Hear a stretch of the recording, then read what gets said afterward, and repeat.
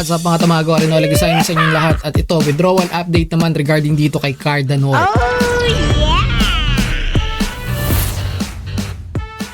So, nandito ako sa kanilang application mga tamago. No, pumunta ka lang dito no, sa more, click mo yan and pumunta ka dito sa inyong wallet. Pwede nyo pong ibabayan. Ito po ay live reference price lang mga tamago. Kung magkano na ba si CRDN sa katumbas niyang TON at USD mga tamago. So, sabi nga natin mga tamago, pwede nyo po yung ipapalit dito no, sa StonFi. Kinunik ko yung aking TON Keeper wallet dito mga tamago. Iniscan ko lang naman yung QR code para makakonect. And automatically na andito na po yung CRDN ko. So, pwede ko yan palitin, pindutin lang natin itong nasa gitna. So, from CRDN token mga tamago, papunta po sa TON, pwede na po yan. I-click lang natin to, max ko na to. Nasa $25 or 18 TON mga tamago ang value ng aking hinohold na CRDN. So, pindutin lang po natin itong swap mga tamago. Meron po sa ating sisingilin dito na blockchain fee mga tamago. Ito po yan at ang marireceive na lang natin ay 18.7. Confirm nyo lang dun sa inyong mga TON Keeper wallet mga tamago. Once na ito nga, na-confirm na natin mga tamago, update balance kailangan dumating na dito sa aking cellphone at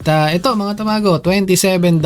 Ayan, nakuha na po natin yung ating withdraw. So guys, baka may nalilito pa rin ano, kasi dito meron po tayong tinatawag na LCRDN token. Itong LCRDN token ay hindi po yan na i-withdraw. Yan ay in-game tokens, meaning dito lang po sa in-game nyo yan magagamit. So isa sa mga use case nito mga tamago ay ang pag-merge. Ito po may bayad kasi to no, LCRDN ang gagamitin dito na pambayad. Isa pang pinaka use case nito mga tamago ay dito sa duel. Kapag kayo ay nakikipag-battle dito sa bronze, silver and gold tier, yan po ay may bayad mga tamago. So ang ginagamit din po dyan, LCRDN token din. Dagdag lang natin dito sa Cardano kasi meron pala ditong ito shop. Visit the shop to buy packs and tickets. So marami naman tayong tickets dito. Meron tayong 13 and it seems na pwede pa akong mag-open dito guys ng aking card packs. Ito card packs. You can win cards by opening. So, tignan po natin ano, itong mga pack na to, mga pakete. Ito, 50 cards, gold pack mga tamago. Tignan nga natin, mabubuksan ba to? Do you want to open this pack? Yes, open natin yan. Aba, nabuksan nga mga tamago. Si Achilles na andito mga kaibigan. 50 po ito ha. 50 na characters ang ating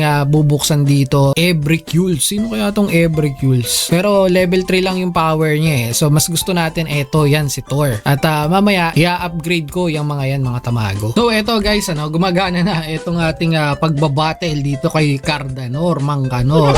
So pindutin lang po natin itong start battle at pipili lang tayo ng card dito mga tamago. Click natin yan at ang susunod naman ay equipment. So sana maganda ang multiplier na makuha natin dito mga tamago. So ito yung pang-apat na steps at times 10. Ayun, muntik na mag times 5,000. So ayan mga tamago, talo pa rin. As you can see mga tamago, no, meron pa rin akong points dito kahit na talo tayo. Ito, number 8 tayo, 360 points, estimated rewards, syempre wala. 18 na lang yung ating battle dito mga tamago at kailangan po muna nating mag-upgrade. So ito po yung aking mga cards, yan po ay i-upgrade ko muna mga tamago, no. I-merge natin yan, merge na natin. Puro mabababang nila lang Uy!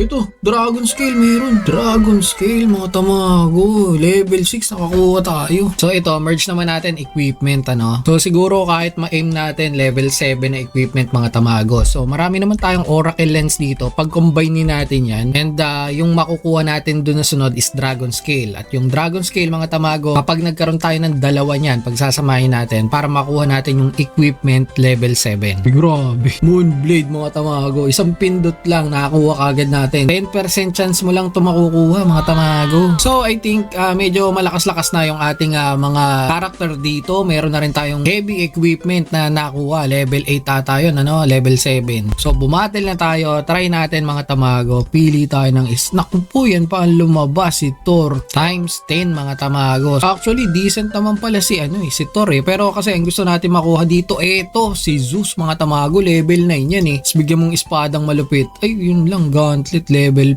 4. Sa multiplier tayo babawi, times 5,000 mo, bro, times 1, nakulugi. So sige, ubusin na lang natin to mga tamago. Meron pa naman akong 16 battle, ano. Tignan natin kung papasok tayo dito sa ranking. Uy, ito, nanalo, chamba, mga tamago, you won. Pogi, times 5,000, mga tamago. Tamba ako yung kalaban, no? 752 siya. Tapos tayo, 990. Yan po yung madadagdag dun sa ating puntos. At since panalo tayo, mga tamago, ito na, 2,608 points. At yung puntos na yan, mga tamago, 2,000, imumultiply po natin, ano, dito sa ating point value, kung di ako nagkakamali, at ito yung ating makukuha nating reward in CRDN. So, RNG din po siya, mga tamago, kasi hindi mo naman alam kung ano yung baraha na lalabas dun sa kalaban mo. So, bumili pa ako ng extra ticket kasi dito, mga tamago, no? Medyo inalat-alat tayo dito sa mga naunang laban. At ngayon, nagbabawi tayo para nga makahabol din dun sa ating rank. Ayan, kung mapapansin nyo, talo tayo, mga tamago, kasi ito lang yung total value ng ating cards, 40. Based din dun sa nakuha nating mga multipliers. At yung opponent natin, 45, mga tamago. Kaya tinalo po tayo nito. So ngayon guys, itong reward natin na to ay nagkakahalaga ng $1. So sa ngayon, mababa pa ng mga tamago. Yun namang nagastos ko sa ticket, mga tamago, ay nagkakahalaga naman ng 2.24 ton. So mga nasa $3 din pala yun, mga tamago. Talo pa ako ng $2. Pero eto, may ticket pa naman ako. Siguro kapag nakakuha tayo, no, ng magandang palo natin dito sa battle, pag times 5,000, so potential naman na mabawi ko yung aking pinambili ng ticket. So ayun guys, basically itong mga rewards na makukuha natin dito ay i-airdrop na lang sa akin, mga tamago, no. Mapapapunta po yan dito sa aking in-game inventory, and once na nakuha ko na yung reward, pwede ko naman yang i-withdraw dito sa aking wallet. Ito naman, may withdrawal ano naman dito, mga tamago, button, and as you can see, currency dito is stone. Pwede po natin yung i-drag dito para maging CRDN. Minimum withdrawal is 50,000. So sa ngayon, ako ay mag-grind pa muna rito. Tatry kong emerge yung mga natitira kong cards. And dun sa mga free-to-play players, mga tamago, try nyo lang pong mag-grind, ano, dito sa mga mini-game nila, dahil doon may LCRDN kayong makukuha, mga tamago. So yun naman pong LCRDN, pwede nyo pong ipang-mint ng mga cards dito at ipag-merge din para lumakas ang inyong line-up dito sa larong Cardanor. So natalakay naman natin lahat ng ating kailangang malaman dito. Itayin na lang natin yung aking withdrawal at mga susunod na battle, ano, weekly naman to, weekly grind. At yun lang sa episode na to. Ingat kayo, tamago out.